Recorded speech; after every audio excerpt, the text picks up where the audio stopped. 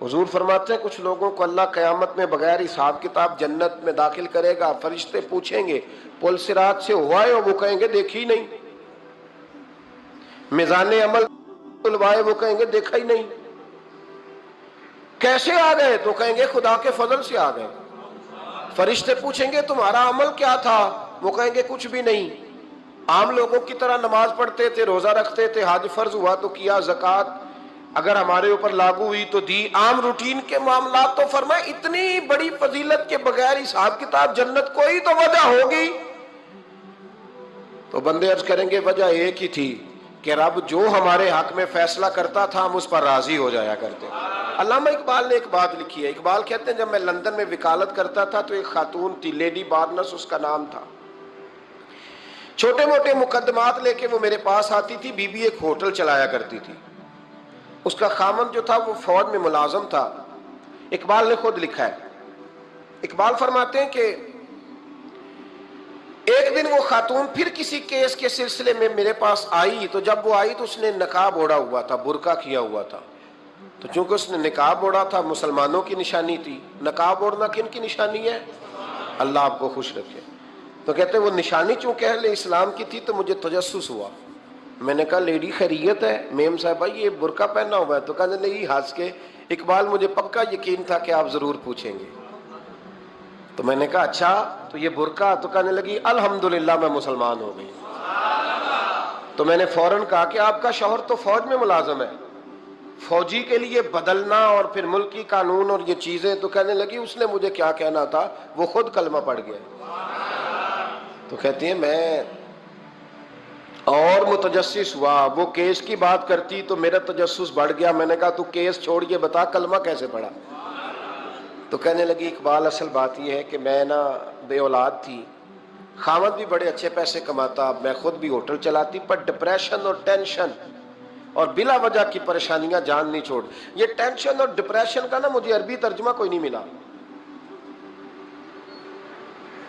یہ ڈپریشن اور ٹینشن کا نا میں نے تلاش کیا ہے، لیکن مجھے عربی لغت کے اندر ان کے معنی مجھے لگتا ہے کہ اس زمانے میں یہ چیزیں تھی ہی نہیں، ہوتی تو ان کا کوئی نام بھی، یہ آج ہے نا تو اس لیے آج کے زمانے میں ہی نام ہے، مفت کا، مفت کی پریشانی۔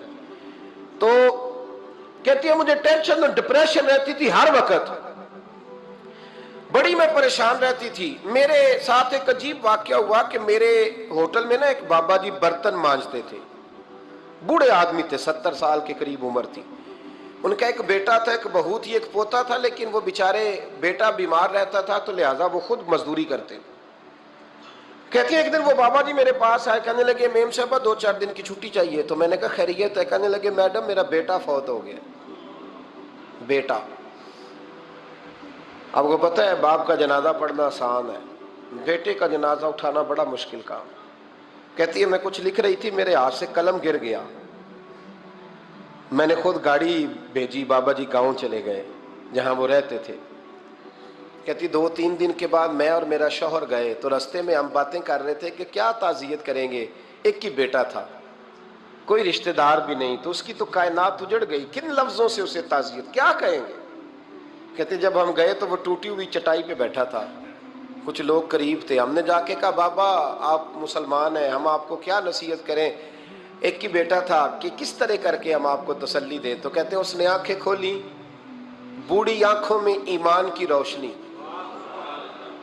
کہنے لگا بی بی کیا تعزیت کی بات کرتی ہو، میں نے کوئی پیسے جمع کرا کے بیٹا لیا تھا، خدا نے فضل سے دیا تھا، عدل سے لے گیا ہے، میں اپنے رب کے فیصلے میں بڑا راضی ہوں، اللہ بڑا کریم ہے، وہ لے گیا، اس کا مال تھا۔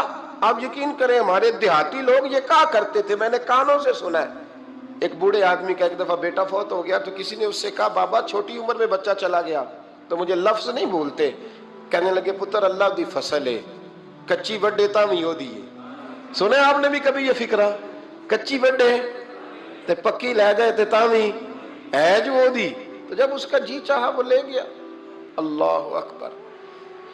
وہ خاتون کہتی ہے کہ وہ بابا جی سے میں نے کہا کہ چلو آپ 1 مہینے کی چھٹی کر لے، تو کہنے لگا نہیں میڈم میں مسلمان ہوں، مفت کی روٹی نہیں کھاتا، مزدوری کر کے کھاتا ہوں، میں انشاءاللہ 2-3 دن کے بعد کام پہ آ جاؤں گا۔ کہتے ہیں وہ چند دنوں کے بعد آ گیا. اللہ کی قدرت کے ابھی 2-3 ماہ گزرے تھے پھر آیا. میڈم چھٹی چاہیے کچھ دنوں کی. میں نے کہا خیریت ہے؟ کہنے لگے وہ میری بہو بھی ہارٹ اٹیک سے فوت ہو گئی. کہتے اب میں بھی تڑپ گئی اور عیسائی ہو کہ میری آنکھوں میں آنسو آ گئے. میں نے کہا گھر کا دروازہ بند ہو گیا, اب یہ بیچارہ کیا کرے گا؟ وہ اپنے شوہر کے غم میں ہارٹ اٹیک سے فوت ہو گئی. کہتے ہم پھر 2-3 دن کے بعد تعزیت کے لیے گئے. پھر ٹوٹی ہوئی چٹائی, بوڑھا نہ اپنی انگلیوں سے زمین پر کچھ بنا رہا. کہتے قریب گئی اور میں نے جا کے کہا بابا اب تو تسلی آپ نے خود ہی کرنی ہے, جو نظام تھا وہ تو ہو گیا. تو کہتے ہیں پھر اس نے آنکھیں کھولی, آسمان کی طرف دیکھا تو کہنے لگا بیٹی کوئی پریشانی نہیں, میرا بیٹا بغیر شادی کے بھی تو فوت ہو ہی سکتا تھا نا, بس میرے مالک نے جب چاہا جیسے چاہ ہوا. میں انشاءاللہ 2-4 دن کے بعد کام پہ آؤں گا. یہ میرا 3-4-5 سال کا پوتا ہے, ابھی اسکول داخل ہوا ہے, میں ساتھ لے آؤں گا. وہاں میرے ساتھ اوپر کوارٹر میں جہاں میں رہتا ہوں یہ بھی رہے گا.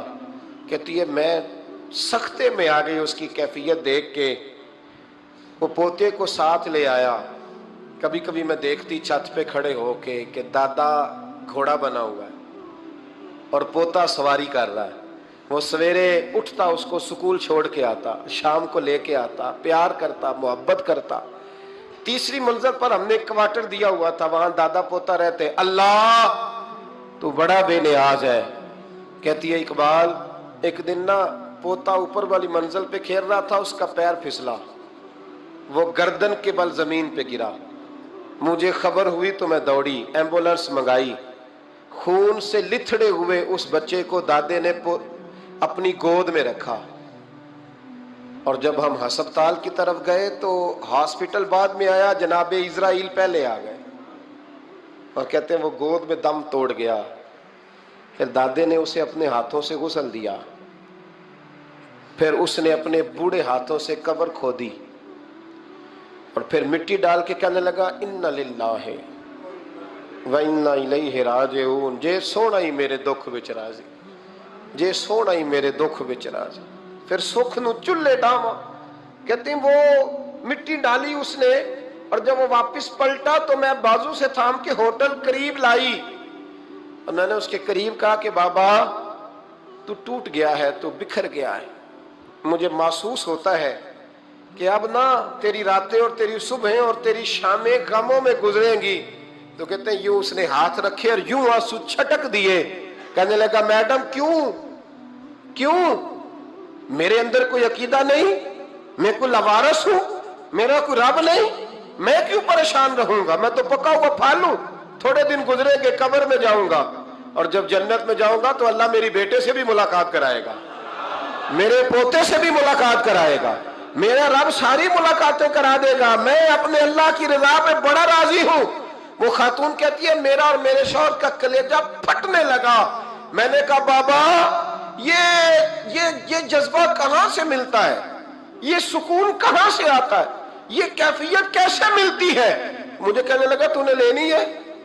میں نے کہا. تو کہنے لگا تو بھی گنبد خضرا والے نبی کا کلمہ پڑھ جا.